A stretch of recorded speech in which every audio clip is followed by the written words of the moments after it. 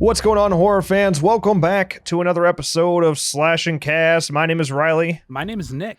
And we got a juicy one here today for you. A whole bunch of, not big topics, like half sort of cool topics, I would say. But we do have a couple announcements before we dive in. First things first. This weekend, we are hosting the first annual Slash Cast Halloween virtual convention. October 30th and 31st, there's just so much content. We got celebrity guests including Dana De Lorenzo, CJ Graham, and many, many more, as well as an absolute plethora of Splashcast Podcast Network content, including a breakdown of all the Halloween timelines done by Dead in Santa Carla, a list of haunted locations by The Lane Shift, and so much more. We're talking 8 to 10 hours of content this weekend, live on the Slashcast YouTube channel. Be there or be square. Full schedule coming very soon. Very, very soon. Yeah, everyone has put in a bunch of effort to make this thing possible, so would love for you to come hang out. And while a lot of it is pre-recorded, there will be live segments as well. We'll be interacting with you, so be there. We need someone to talk to. With that in mind, also, if you love what you're seeing, I love what you see with the convention, want to support us further to make things like that possible, consider becoming a member for as low as $2 over there on YouTube. There's a chance, it just depends on how long things go on Saturday, might be going live for members afterwards, for like little extra Halloween after party for members, so you could join us there. Other than that, man, find everything else on our website. That includes the virtual convention, the podcast network, videos, everything else. Go there. You can learn a lot. With that, let's dive into our first topic of the day. Blumhouse coming out with the guns blazing. They're doing their own little virtual event. It's actually happening today. Okay, so much like DC and their Fandome event that happened this past summer, Blumhouse announced that they're bringing the Halloween fun to you in the safety of your home this week, today, with the first annual Blumfest. How about that? That's, I wonder where they got that idea. Yeah, weird. Weird. Join the stars from upcoming Blumhouse films, Freaky and The Craft Legacy, talent and filmmakers from some of your favorite Blumhouse feature films and television series, and several surprise guests. Today, October 29th at 10 a.m. Pacific on Blumhouse's YouTube channel and Facebook page, for a celebration composed of virtual panels, sneak previews, updates, and news announcements from your favorite genre movies and TV shows, which will help you get through these very scary days. Yeah, Blumhouse spotlighting some things. We're not talking about this in our topics today, but Shudder's also doing something like this, I believe, on Halloween or on the 30th. I think so. And they have like a screening going on, some like secret screening as well. And so everyone's just running with the whole virtual convention thing right now. So you definitely have plenty to do on Halloween. So no excuses, folks. Halloween may be canceled, but not virtually. Big thing for us Halloween fans out there with this Blumfest, there will be a Halloween Kills panel. Halloween Kills, writer-director David Gordon Green, actress and icon Jamie Lee Curtis, franchise producer Malika Akkad from Trancas Films, producer Bill Block from Miramax, and producer Jason Blum convene to talk about the upcoming film's October 2021 release. Hashtag Halloween Kills. Hashtag Blumfest 2020. The big question here, of course it's great hearing about them, right? It's hearing little stories, gets us all excited. It kind of holds us over from the delay and whatnot. But are they going to do us justice? Are they going to give us a trailer? That's what matters. Listen, don't get your hopes up, but it would make sense to get a trailer. Well, I mean, don't you think you owe us at least like a 30-second teaser or something like that? Like, you delayed the movie a whole damn year. Give us something. The movie's done. There's it is safe to say there was a trailer ready. Right. Might as well drop it. I mean, maybe you have to release another trailer, in April next year. But how many trailers and teasers and TV spots did we get for Halloween 2018? And we broke down almost all of them. Yeah, right. Yeah, at the very least, give us another like Let It Burn trailer, a little teaser, just nice and short and sweet. Don't have to give us much, but give us something. Give us something. All right, that's all. That's all, Blum. And I think you know. I think you're going to do that. So again, that is streaming live today. Perhaps like right now, Slashcast will release about an hour before this is happening. So that's 1 p.m. Eastern, noon Central, 10 a.m. Pacific, 11 a.m. Mountain Time. I can go through all the other ones if you want, but figure it out. Convert yourself. All right. Again, hopefully we are seeing a trailer there for Halloween Kills. Mm-hmm. Let's move on to our next topic. A little Scream 5 action for you. Nothing big here. Nothing big at all. But of course, we do know Courtney Cox reprising her role of Gale Weathers. We now officially have our first look at that beautiful sumbitch, and she's rocking the most like Gale Weathers thing we've seen since the OG. It's been 10 years since we've seen her as Gale Weathers, and now she's rocking this like red business casual suit looking thing, and she's great. She looks fantastic. I absolutely love it. It's the closest thing we've gotten to like the yellow one, like that bright neon yellow one from the original. It just feels like Gale. Like that's not Courtney Cox we saw in that picture. That's fucking Gale Weathers. It's really funny to see, all these people, jeans, even some shorts here, and then she's all dressed up. It's so funny to see. Good thing to see everybody taking precautions with the masks. Mm-hmm. Appreciate that a lot. Man, we're going to see a Scream movie. We're going to see a new Scream movie. Yeah. For the first time in 10 years. Yeah. It's going to be exciting as fuck, man. I'm like, I don't know what I'm more excited for, Kills or Scream 5. Right. Because, yes, we're building off of Halloween 2018, but it's only been, 3 years since we've seen a Halloween movie in theaters. Do you feel a loss of hype because of the delay? Do you think that delay was really like I don't know why, but when I hear Halloween Kills now, I just don't get the same butterflies I did before the delay happened. I don't know. I don't even know if I really had the same. I mean, of course you don't have the same butterflies as you did for Halloween 2018. Every time we got a TV spot, everything, and we broke it down on YouTube, it was so exciting to see, and we just we're scouring the internet looking for new trailers and new TV spots. I feel like even if it was going to release this year, I don't think we'd have that same amount of hype just because, it's only been 3 years. Yeah, I don't know, man. Up to the delay, I was pretty hyped. I think the way we approached 2018 has made me change my entire outlook on films in general, because we knew like every little thing going in. So like Kills, trying to take a step back, but I'm doing a bad job so far because of what we do for a living here. In Scream 5, I feel the same way, man. There's some stuff that I'm like, the more I look into it, the more I'm already getting everything that I should be surprised by when I go and see it. And that's just kind of the risk of doing this. But then when you don't cover that news, you're behind the train. You're starting to fall off the bandwagon, and it hurts you analytically. It's a tough decision, man, whether or not how you cover these things. Yeah. I don't think the delay actually changed the amount of hype I had for Halloween Kills.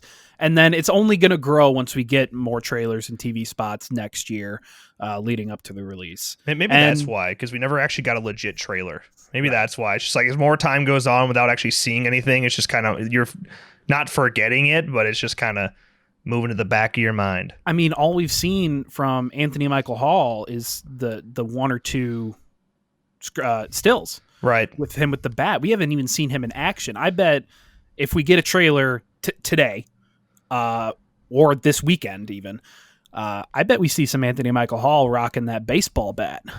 Yeah, I mean, or even when they're in the bar, we saw them in that, what appears to be a bar when it's him and Lindsay and Marion when they're chilling in the bar, probably getting a mob together. I think if he has like a speech that ultimately gets a mob together, that's enough for a teaser. That's powerful, like Let It Burn. So definitely. Jumping back to Scream, Spyglass and Paramount Pictures will release Scream 5 worldwide on January 14th, 2022. Yep. Still wishing they would change that. I'm hoping they switch to December of 2021. January releases suck, but whatever. Moving on to our next topic, Bruce Campbell coming back, sharing a little, maybe too much information again. He does what he does best, talking a little bit of Evil Dead Rise. To recap what we know about Evil Dead Rise, this is the next movie in the Evil Dead franchise. It's being directed by Lee Cronin, who did The Hole in the Ground, unbelievably talented. It will not feature Bruce Campbell as Ash. We already knew that. And the big one, it's not going to be set at a cabin in the woods. We're going urban on this one, getting away from the rural setting, heading to the urban setting. This is rumored but unconfirmed at this time that the movie will take place in perhaps a skyscraper, which would be Nito Burrito as well. Now, in an interview with AL.com, Bruce Campbell said, quote, "What we're doing now is what we're saying. Look, this is another Evil Dead movie, and that book gets around. A lot of people run into it, and it's just another story. The main key with Evil Dead is they're just regular people who are battling what seems to be a very unstoppable evil. And so that's where the horror comes from. It's not someone who's skilled. They're not fighting a soldier. They're not fighting a scientist. They're not fighting anybody more than your average neighbor. This one is going to be a similar thing. We're going to have a heroine, a woman in charge, and she's going to try and save her family." End quote. Yeah, so the big thing there is a confirmation that there's a heroine. This is not badass Ash. This is badass woman in charge, which is cool. And we've already seen leading females. Of course, we saw it in Fede Alvarez's Evil Dead remake. And we also saw it pretty well with Dana De Lorenzo herself, who, of course, part of the Halloween Virtual Convention, be there. We saw it with her in Ash vs. Evil Dead. So nothing new here, but it is an interesting confirmation. We have a female taking the lead of quote-unquote Ash and replacing Ash, probably for the best. Campbell also had a couple more quotes here, just general updates on the project. Said, quote, "We're honing in, circle in the building now, trying to lock in a partner. We have a couple of bidders, and we're trying to just find the correct suitor, and we have a script written and a director picked. And it's got a very good modern tale. It's a modern-day urban Evil Dead, and we're hoping to do that next year."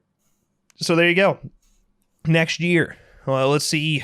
The whole COVID thing gets weirder and weirder every day. It seems like it gets extended every day. So who knows when normality, especially in the movie theater setting, when that is normal again. Who knows when that returns, when normality returns. No one knows. What is normal anymore? What will we call normal a year from now? We'll see. It's weird, though. It's definitely weird. And it begs the question, did Halloween Kills fuck up delay? Because who knows if theaters will be legitimately open come October of 2021. Let's move on to our next topic. This is an interesting one. I only put it in here because I don't know. It bothers me, and I feel like we need to talk about it. So, Last Year is back. And not so much last year, actually. Last Year, The Nightmare is back. Just when I got comfortable saying Last Year instead of Last Year The Nightmare, we got flipped again. We got thrown for a loop again. So as many of you already know, the development of new content for Last Year has been put on pause due to simply lack of funding. Last Year simply just did not sell well. It continues to have a very small player base, and naturally that's a problem when it comes to trying to make new content and pay a team to work on a game. But to celebrate this year's Halloween and the anniversary of the Last Year Discord beta exactly 2 years ago, Last Year The Nightmare, not Last Year, because that's already on Steam. Last Year The Nightmare is coming to Steam for the very first time, and you could buy it right now. Right now, you could go buy that thing on Steam. So, quote, "Previously a Discord only exclusive, this classic edition is the true OG version of the game, complete with the original open style maps like classic gym, no cryptids, original matchmaking, and original game mechanics for Strangler, and much more. We also added new updates like a balancing pass for the killers and survivors, and Steam achievements like the infectious COVID-96. If you die from someone who has this achievement, you become infected with it then you could pass it on by killing others. Go try it." End quote. By the way, that's the coolest part to me of this whole update. I like that achievement. Yeah, that's about it. That's about all I like about it. They go on and say, quote, With enough proceeds from the Classic Edition, we could resurrect ongoing content and keep making maps and features and hopefully still bring it to platforms like Xbox and PlayStation. Devs are here and excited and ready to make awesome, cool new stuff. We just need the resources. End quote. So the problem is some of us have bought the game twice already. We bought it on the Discord store last year, The Nightmare. Right. And then the Discord store closed down, and then they, redesigned the game and made it last year After Dark and released it on Steam. Well, last year After Dark was a chapter for last year. for just last year. Right. And now they put the original last year, The Nightmare, on Steam to help fund content for last year and the next chapter after Dark. So if you buy last year The Nightmare on Steam, that game will never be updated. Dude, it's like, I know they have good intentions here. And I know they're good people. All right. But like, how fucking shady does this look? It's because exactly what you said is the fundamental problem. Basically, it looks like one last let's milk this shit. It's how it comes off. I understand they have a goal here to make more content for last year. But when you're saying, hey, go spend $24 for this game that you probably already own, it will never be updated. Maybe that's not true. Maybe they have plans to do updates for last year The Nightmare as well, but I doubt it. But maybe they do. So you could take that, and then they're just making content for another game that maybe you don't own. Maybe what if you only bought last year The Nightmare and you don't have last year? It's not good, dog. I don't know. You're paying another $24 for a game that will never be updated, which funds go to fund a game that you might not even own. That's our big October surprise that they have been hyping. They announced August 11th. So August, September, and all through October, they've been announcing the October surprise. They made it very clear it wasn't going to be new content, new DLC for last year, the next chapter of After Dark, for 3 months to announce, hey, pay $24 to keep supporting the game. Surprise! Yeah, they'd be better off doing, like, I don't even know, another fundraiser or something at this point. I don't know. It's the Discord store closing really fucked them up. that put a big dent in their plans. I don't think anybody foresaw Discord failing the way it did. So yeah, I mean they're in a bit of a tough spot. They're in a bit of a tough spot over there. We'll see if anything comes of this. This last resort play that they're whipping out. This is the Hail Mary, man. And maybe somebody can catch it down 60 yards deep in the end zone. But there's a good chance it's going to be knocked down. Maybe picked off. The thing is, this game started as a Kickstarter game in late 2016. I believe it was December 2016. It didn't come to life until 2018. Kinda, yeah. The beta was in. It came out December, right? It was and then the game, the full release technically was Halloween, right? Yeah, and then a whole year later, they announced last year. Oh no, the beta was right here. The last year Discord beta, it was exactly 2 years ago.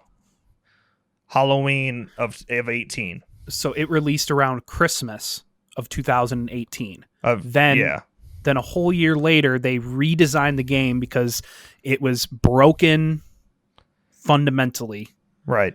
It did not have very much replay value. So they, instead of, creating new maps, balancing, they went silent, redid the game, put it back to what we more expected from last year with spiders. And then the balancing was still off. And then they went quiet, and then they said we're broke. Yeah, it's been a very weird road, weird cycle here with last year. It's a shame because the potential's there, man. There's so much potential with last year. They just kept missing the mark. And man, I'm desperate over here. I want a new horror game, a new asymmetrical horror game that can sit up there and compete with Dead by Daylight. Not because I want Dead by Daylight to fail. It's actually the exact opposite of that. I want Dead by Daylight to be put in a position where they have to compete. When behavior has to compete, that will only lead to good in this community.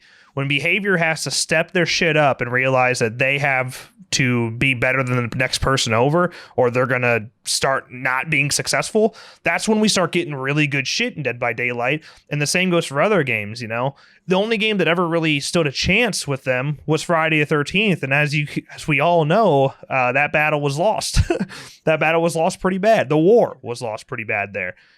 Someone's got to do it. I don't know if it's going to be another licensed horror game, which would be sick, but someone's got to do it and come in here and put some competition within the asymmetrical genre. If there's one thing we can learn from last year and from Hide or Die and games like that, is new games can look and see what truly fundamentally did not work. Yeah. And try their hardest to make something original and fun. That's really the only positive we got out of last year failing, that anybody got over last year failing so hard twice and now thrice. Yeah, we'll see what's next. I was really hoping that the October season was going to come with some sort of an announcement for a horror game, or with all the consoles being announced, that we get some sort of asymmetrical announcement. We saw a couple horror announcements, but nothing asymmetrical based, mainly story driven games. I don't know, man. I don't know when it's going to be, but this community is way too big to not have at least one more big game left in it. So I don't know. Hopefully that comes sooner rather than later. Who knows with COVID and what things have changed. But I don't know. Regardless, there will be another one at some point. We'll see what happens. Let's move on before we go down this train. Maybe this is a topic for a podcast. Make it count another time, because I could go on all day about asymmetrical horror games and what people need to do. Yeah. Why they're important. But instead, let's move on to our next topic. Stranger Things. A new character revealed based on behind-the-scenes photos. Filming, of course, has resumed for the fourth season of Netflix Stranger Things, and that means behind-the-scenes photos have been taken. They're leaking out there on social media. But the most notable sighting so far is a brand new character that Season 4 will be bringing into Hawkins, and he's interestingly played by Levon Hawke, the brother of Stranger Things star Maya Hawke, and the son of Ethan Hawke and Uma Thurman, Maya and Levon are siblings, which I had no idea that was Ethan Hawke's daughter. I didn't realize that's who Maya Hawke was until this story came out. And I'm like, what? That's amazing. So now you got Levon Hawke, who of course, siblings to Maya Hawke, but I don't know if they're siblings in the show. We don't know. But we do know Maya Hawke is back in Season 4, which is awesome. Absolutely love her character of Robin Buckley in Season 3. Probably the best new character that there was. But yeah, I don't know what we got here. Yeah, we have very limited information right now. But from what we know of Season 4 thus far, is that Hopper is still alive, imprisoned and far from home in the snowy wasteland of Kamchatka, Russia. Where he will now face dangers both human and other. Meanwhile, back in the States, a new horror is beginning to surface, something long buried, something that connects everything. A killer buried, but not dead. It's Jason. What? Yeah, so, of course, I mean, I don't know about you folks out there. I don't know that many people agree with me, but I think Season 3 is my favorite. A lot of nostalgia captured within Season 3, a lot of little details in there, and I love Dustin in Season 3, and I really do like the relationship of Steve and Robin and where that ultimately leads to. So I'm very excited that they're going to be back together. We see them running out of a family video and doing things there throughout these behind the scenes photos. Levon Hawke looks very bully-ish and emo-ish, gothic-ish. Not too sure how far Levon's going to come into play, but regardless, it's cool. I really do want to know if they're siblings. Or do they just happen to get jobs together? How often do you think that happens where siblings get hired together but not to play siblings? Probably never. Probably never. We'll see what happens with Stranger Things Season 4. All around excited. I'm glad they're back out there shooting. COVID caused some delays all over Netflix shows. Glad she's back up and running. All right. Let's move on to our last topic of the day. Real short and sweet here. Ghostbusters got some kind of bad news, but not that much bad news. Ghostbusters 2021 is originally planned for a March 2021 release date, but ultimately Ghostbusters Afterlife has been delayed all the way back to summer. That's it. It's not too far. Now the sequel is expected to be released in June of 2021, specifically June 11th of 2021. I'm really not upset about it. Ghostbusters, it's definitely going to do very well in the summer. Probably do better. Exactly. I think it's going to do so much better. It's going to feel like a summer movie. It's going to be the one that people talk about all summer. I think that was a good move, whether they were actually delayed in production or not.